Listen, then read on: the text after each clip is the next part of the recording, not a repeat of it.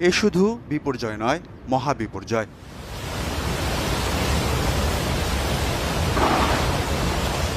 এ দৃশ্য কোনো বলিউড হলিউড মুভির নয়, বুধবার ভোরে রাসুয়া জেলায় আকস্মিক বন্যার দৃশ্য।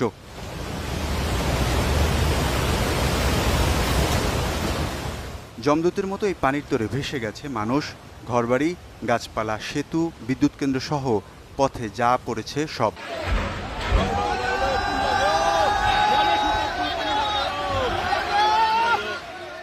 এই রাসুয়া গাদি দিয়ে তিব্বতের কৈলাস মানস সরোবরের উদ্দেশ্যে যাচ্ছিলেন শত শত তীর্থযাত্রী।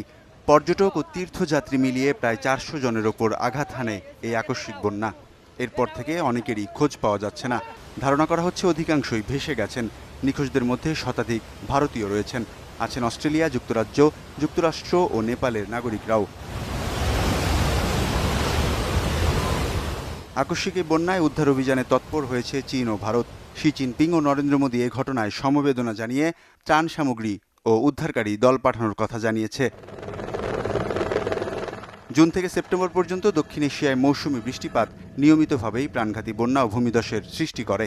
বিজ্ঞানীরা বলছেন, জলবায়ু পরিবর্তনের কারণে এই অঞ্চলে চরম আবহাওয়ার ঘটনাগুলোর ঘনত্ব ও তীব্রতা বেড়েই চলেছে। ওয়ালিউল্লাহ।